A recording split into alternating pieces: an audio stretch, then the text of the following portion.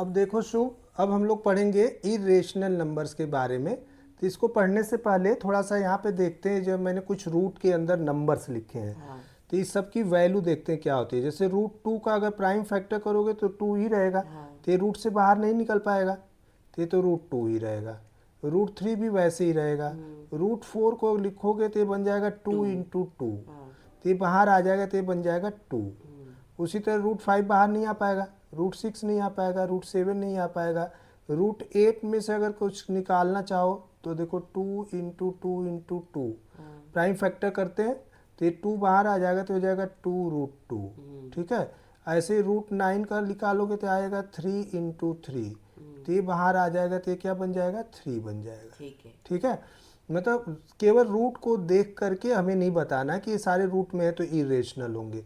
जैसे पिछली वीडियो में मैंने बताया था कि इरेशनल नंबर क्या होता है। नमस्कार दोस्तों, आप सभी का स्वागत है। आपका चैनल है शुभ मैथ हब में।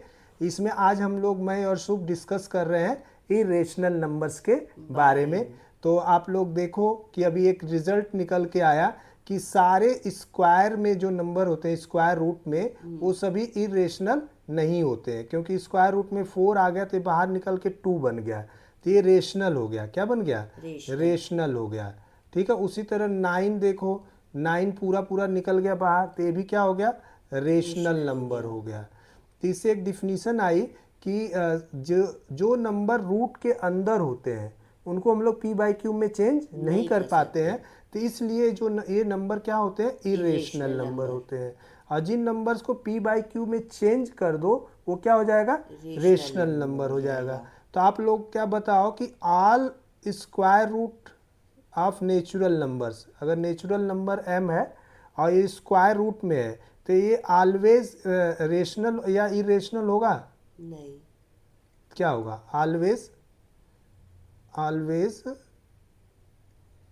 WAYS होगा, ऑलवेज इरेशनल।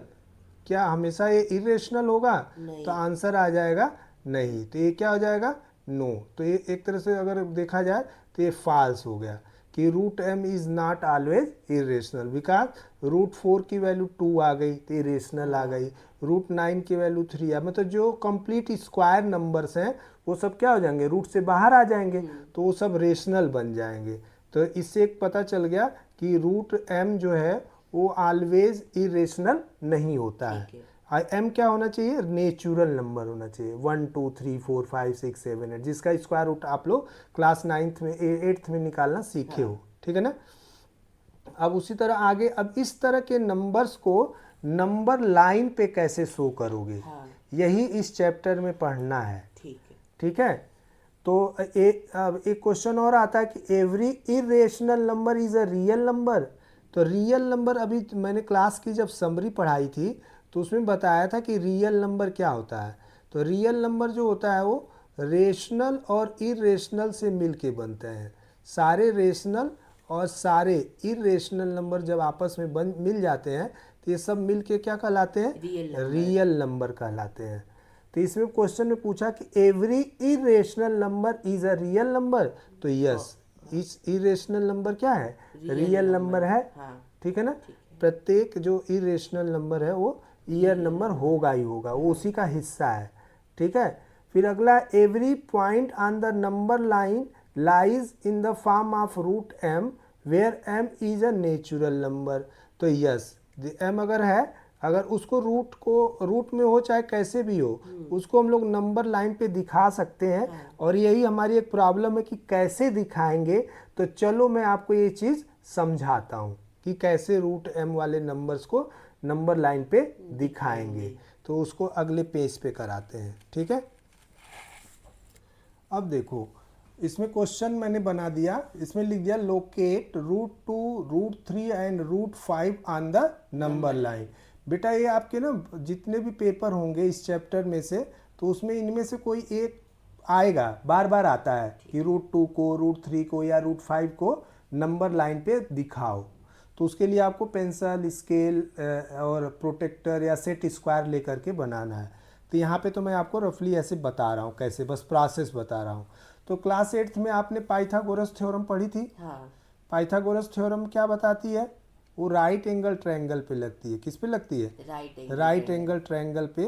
अगर एक 90 है ABC पाइथागोरस थ्योरम, तुम कहोगे कहाँ से पाइथागोरस थ्योरम? इसका यूज है यहाँ पे। कैसे? अब देखो बताता हूँ। इसके 90 के सामने वाली जो साइड होती है वो H होती है, किसी एक को P और एक को क्या मान लो? B मान लो।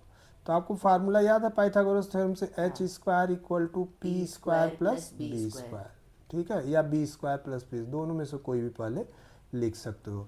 इसका यूज करके हम लोग √2 √3 को दिखाएंगे। कैसे? मतलब यहाँ पे दिखा देंगे कि ये वाला हिस्सा √2 है, ठीक है, हाइपोटेन्यूस को हमेशा, ठीक है। तो बेस और परपेंडिकुलर आपको इसके हिसाब से चूज करना होगा। तो अगर मैं लिख दूं कि √2 का स्क्वायर, ठीक है, तो 2 को आपको क्या लिख सकते हो? 1 का स्क्वायर प्लस 1 का स्क्वायर लिख सकते हो। तो 1 का स्क्वायर 1 1 मिलके फिर बन जाएगा √2। तो जब इधर से स्क्वायर से जब इधर हटेगा तो इधर आके फिर क्या बन जाता है? Square root. इधर का स्क्वायर है ना, तो इधर जाएगा तो क्या बन जाएगा? स्क्वायर रूट बन जाएगा। ऐसे 1 का स्क्वायर प्लस 1 का स्क्वायर, ऐसे भी लिख सकते हो।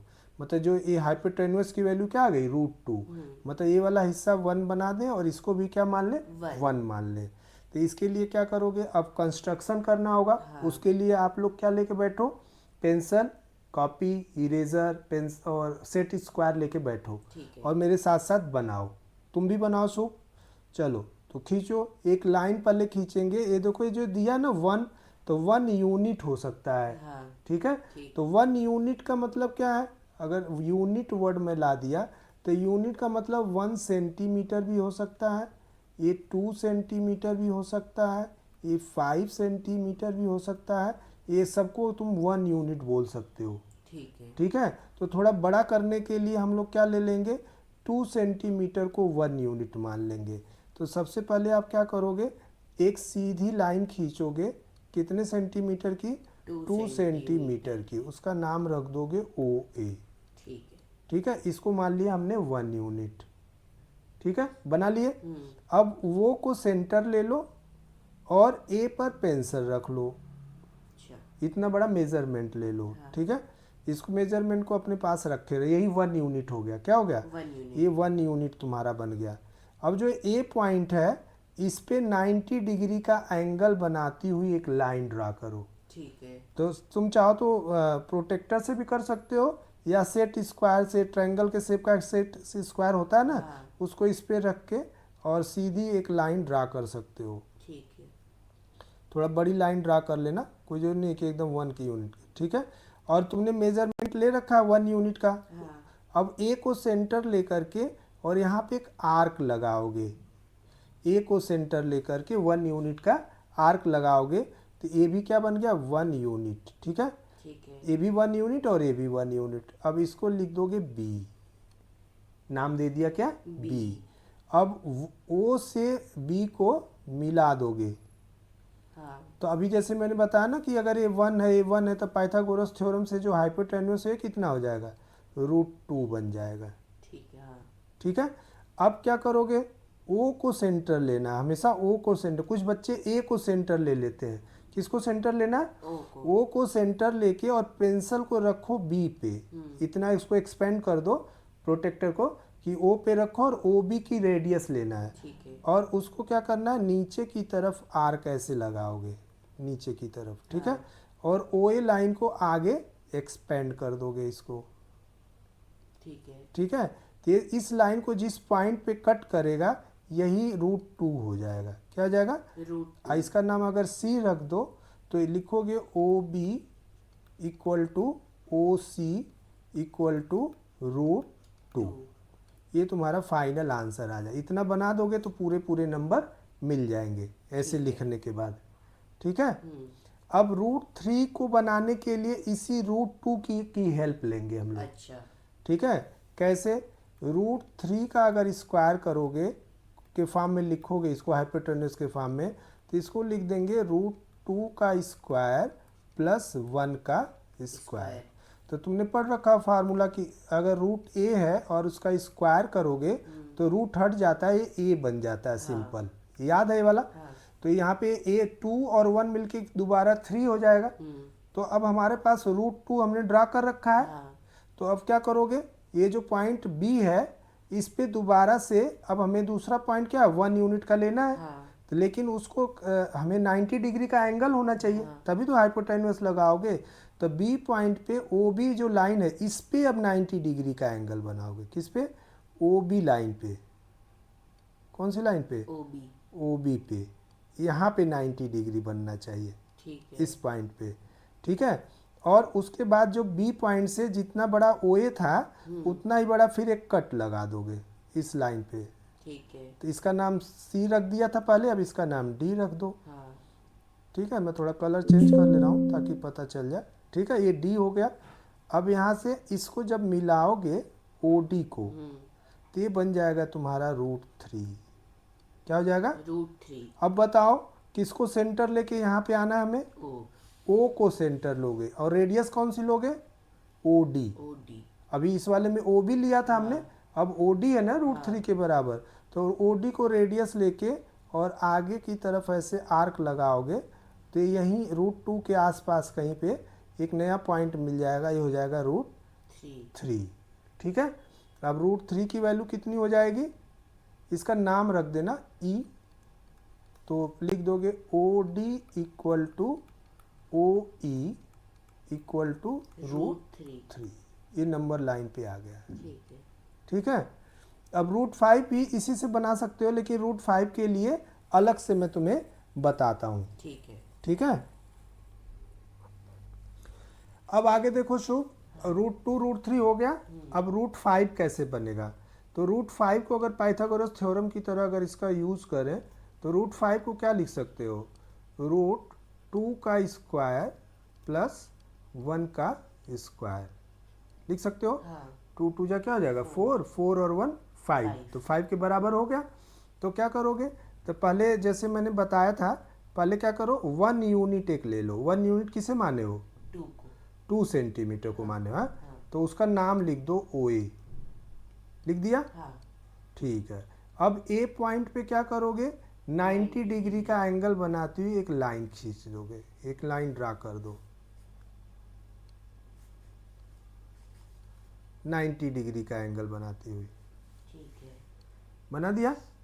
अब देखो ये 1 यूनिट, इसको कितना लिया है 1 यूनिट, तो इसमें दूसरा पॉइंट क्या है 2 स्क्वायर लिखा हुआ है। हाँ। मतलब दूसरा हमें कितना लेना है 2 यूनिट लेना है। कितना लेना है 2 यूनिट। तो उसको कैसे, इसको तुमने 2 सेंटीमीटर माना था, तो अब इस पे क्या करो ए से 2 का डबल कर दो, तो 2 2 जा कितना हो जाएगा 4 सेंटीमीटर पे एक आर्क लगा दो।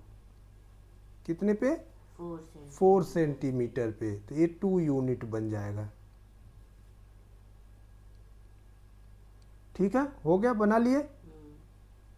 आप सभी लोग जो लोग ये वीडियो देख रहे हो वो भी इसके साथ साथ शुभ के साथ वो भी बनाएं।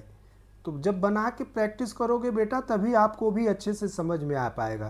तो ये 1 यूनिट हो गया, ये 2 यूनिट हो गया। अब उसका नाम लिख दो बी। अब क्या करोगे, बी से ओ को मिला दो, ज्वाइन ओ बी, ओ से बी को मिला दोगे तो ये जो तुम्हारा लाइन का लेंथ आएगा ये √5 के इक्वल आएगा। पाइथागोरस थ्योरम से क्या बन जाएगा √5। अब क्या करोगे, ओ को सेंटर ले लो। सेंटर लेके प्रोटेक्टर में लगा लो पेंसिल को, ओ को सेंटर लेकर के और ओ बी को रेडियस ले लोगे और इसको आर्क लगाओगे आगे की तरफ ऐसे। ठीक है, तो और ओ ए को आगे एक्सटेंड कर दोगे, तो ये जहाँ पे जाके कट करेगा इसका नाम सी रख देना। तो O B equal to O C equal to √5 हो जाएगा। अब इसको चेक कैसे करोगे कि सही आया है नहीं आया, तो √5 की वैल्यू क्या होगी 2 पॉइंट समथिंग आएगी, मतलब 2 के आगे आना चाहिए। कहाँ आना चाहिए 2 के आगे। ये जो पॉइंट बनाए हो, ये जो कट लगाए हो, ये कैसा कट लगाए हो, अब देखो तुम जैसे गलती कर रहे हो ना वैसे सारे बच्चे गलती करते हैं। पहले क्या करोगे, ओ को सेंटर लेना है। किसको सेंटर लेना है, ओ को, और ओ बी पे रखना है। अभी ओ बी पे सही से ले भी नहीं जा पाए, सही से ले जाओ ओ बी पे। बी पॉइंट पे सही से ले जाओ और वहाँ से आर्क लगाते हुए ऐसे डॉट डॉट करते हुए नीचे आओ, ऐसे डॉट डॉट करते हुए नीचे आना है ऐसे। शुभ ने क्या किया था दोस्तों, शुभ ने ऐसे केवल यहाँ आर्क लगा दिया था, ये डॉट डॉट नहीं बनाया था। वही चीज़ मैं इसको समझा रहा हूँ कि डॉट डॉट बनाते हुए आना है, ठीक है। अब इसका पॉइंट क्या हो जाएगा, सी, यहाँ पे इसका नाम दे दोगे सी। अब नीचे लिख दो O B equal to O C equal to √5, ठीक है। अब इसको चेक करना है तुम्हें कि कैसे है, तो ओ पे रेड रखो और ओ ए के बराबर फिर एक मेजरमेंट ले लो, ओ ए के बराबर। पेंसिल को ए पे ले जाओ, ओ पे नोक रखो, पेंसिल की नोक ए पे रख लिया। अब दोबारा प्रकार को अपने प्रोटेक्टर को ए पॉइंट पे रखो और वहाँ ट्रिक लगाओ। तो देखो क्या ए पॉइंट जो है सी से पहले आ रहा है, जो कट हो रहा है सी से थोड़ा पहले आ रहा है ना, थोड़ा सा आ रहा है ना पहले, मतलब वो 2 से आगे चला गया। कहाँ चला गया, उससे आगे। 2 से आगे चला गया। तो इसका मतलब ये तुम्हारा सही आंसर है। आया समझ में, क्लियर है। तो इस तरह से √5 को कर लोगे। अब इसी तरह कुछ नंबर ऐसे होते हैं जो पॉइंट में होते हैं, उनको कैसे तुम रूट के फॉर्म में करोगे, एक जनरल फार्मूला मैं अब तुमको अगले वीडियो में अगले पार्ट में बताने जा रहा हूँ, उसको देखो। अब देखो मैंने एक जनरल क्वेश्चन बना दिया है कि locate √x, √9.3, √3.5, √4.5 on the number line. तो जब इस तरह के क्वेश्चन आएंगे तो कैसे करोगे, इसका एक दूसरा भी मेथड है। अभी मैंने जैसे पाइथागोरस थ्योरम का यूज़ किया था, तो अब इसमें एक नया मेथड बता रहा हूँ। सबसे पहले क्या करोगे, x कोई भी नेचुरल नंबर हो सकता है, x की जगह 1 2 3 4 5 6 कुछ भी हो सकता है, ठीक है। तो क्या करोगे, जितना बड़ा x है, जो भी इसका नंबर है, तो मान लो x को तुम कोई एक यूनिट मान लिए, मान लो 5 सेंटीमीटर को तुम मान लो कि x है, क्या है, x है। कितने सेंटीमीटर को, 5 को, किसी को भी मान सकते हो। और उसका नाम तुम रख दो AO, क्या नाम, या AB, क्या नाम रख दिया, AB। चलो मेरे साथ साथ बनाओ, सब लोग बनाइए, जो लोग वीडियो देख रहे हैं वो लोग भी बनाइए, केवल वीडियो मत देखिए, बनाते रहिए, प्रैक्टिकली करिए। कोई भी एक लेंथ ले लो, उसको x नाम दे दो, ठीक है। AB हो गया। अब क्या करो, उसी लाइन में आगे B से 1 सेंटीमीटर एक और लाइन बना लो, उसी लाइन में जोड़ लो, उसका नाम लिख दो C, ये 1 सेंटीमीटर। ये रूल याद करना, जितना भी दिया रहेगा हमेशा उससे क्या करना है, 1 सेंटीमीटर एक और एक्स्ट्रा बनाना है, उसका नाम रख दिया C। अब हमें क्या करना है, A और C का परपेंडिकुलर बाइसेक्टर करके इसका मिड पॉइंट निकालना है। तो परपेंडिकुलर बाइसेक्टर बनाने आता है शुभ, बनाओ, आप लोग भी बनाओ। A को सेंटर ले लो और मोर देन हाफ ले करके ऊपर और नीचे आर्क लगाओ, शुभ भी बना रहा है, आप लोग भी बनाओ। और C को लेकर के ऊपर नीचे आर्क लगा दो। जो पहले वाली आर्क को जहाँ कट करेगा, दोनों के इंटरसेक्शन पॉइंट को एक स्केल लेकर के उससे सीधा सीधा मिला दो। तो ये इस लाइन को AC को कहीं पे कट करेगा, ठीक है। उसका नाम रख दो M, ये मिड पॉइंट हो गया, क्या बन गया, मिड पॉइंट, ठीक है। अब क्या करोगे, M को सेंटर ले लो, M को सेंटर ले लो और A पे पेंसिल रख दो, MA रेडियस ले लो। और A से क्या करो, एक सेमी सर्कल ड्रा करो ऐसे, जो C से होके जाएगा, C पे जाके मिलना चाहिए। C पे मिल रहा है तो सही है, मिल रहा C पे सु, कोई बात, थोड़ा सा हिल गया होगा लेकिन C पे मिलना चाहिए, ठीक है। यहाँ तक हो गया, ये रूल आ गया सबको समझ में। मैंने क्या किया, जितने सेंटीमीटर आपकी लाइन हो उतना सेंटीमीटर लो, उसका नाम AB रखो, उसके आगे 1 सेंटीमीटर और ले लो, उसका नाम C रख दो। AC का मिड पॉइंट फाइंड करो, फिर उसके बाद M को सेंटर लेकर एक सेमी सर्कल ड्रा कर दो। यहाँ तक आ गया समझ में। अब ये जो B है, इसका क्या काम है, इसी B पॉइंट पे 90 डिग्री का एंगल बनाती हुई एक लाइन ड्रा करोगे आप, जो इस सेमी सर्कल को कहीं कट करेगा, ठीक है। बना दिया 90 डिग्री का। तो सेमी सर्कल को जिस पॉइंट पे कट कर रहा है, इंटरसेक्ट कर रहा है, उस पॉइंट का नाम दे दो D, ABCD हो गया, ठीक है। तो यही जो BD की जो लेंथ है, यही आ जाएगी √x के बराबर। किसके बराबर आ जाएगी? रूट एक्स की। अब क्या करोगे, इसको नंबर लाइन पे लेके आना है। हाँ। तो बी को सेंटर लोगे, किसको सेंटर लोगे? बी को सेंटर। और बी डी को रेडियस ले लोगे, डी पे पेंसिल रख दोगे तो बी डी रेडियस बन जाएगा। और उसको क्या करोगे, आगे की तरफ ऐसे बढ़ाओगे, आगे की तरफ बढ़ा दो। और ये जो बीसी वाली लाइन थी इसको भी आगे बढ़ा दो। ये जहाँ कट करेगा इसका नाम ई रख देना। तो यहाँ से आ जाएगा B D equal to B E equal to root X. क्या बन गया? रूट एक्स के बराबर। अब एक्स क्या है, जैसे अभी मैंने बताया था कि रूट 2 को, रूट 3 को, रूट 5 को, तो उसको भी इस मेथड से कर सकते हो शुभ? हाँ। कर सकते हो? हाँ। ठीक है। अब इसी का यूज करके रूट 9.3 को नंबर लाइन पे दिखा सकते हो। हाँ। कैसे दिखाओगे बताओ? स्टेप ऑफ कंस्ट्रक्शन क्या होगा? सबसे पहले 9.3 सेंटीमीटर की एक लाइन ड्रा करोगे। कितने सेंटीमीटर की? 9.3 सेंटीमीटर। उसका नाम रख दोगे ए बी। जैसे एक्स था तो एक्स लिखे थे, अब यहाँ पे लिख देंगे 9.3। अब उसके बाद यहाँ क्या किया था? 1 सेंटीमीटर एक एक्स्ट्रा बढ़ाया था। हाँ, तो 1 सेंटीमीटर इसी सीध में एकदम सीधा बनाना, उसी लाइन को आगे एक्सटेंड कर देना सी पॉइंट तक। यहाँ क्या हो जाएगा? 1 सेंटीमीटर। अब उसके बाद क्या करना है? मिड पॉइंट निकालना है। तो मिड पॉइंट कैसे पता चलता है? ए को पे पॉइंट रख के हाँ फिर आर्क लगाएंगे ऊपर नीचे। हाँ, ए को सेंटर लोगे एज अ सेंटर, और मोर देन हाफ लेकर के आर्क क्या करोगे? ऊपर नीचे आर्क लगाओगे। फिर किसको सेंटर लोगे? सी को। हाँ, बी को मत लेना। किसको लेना है? सी को सेंटर लेकर के मोर देन आर्क लगाओगे।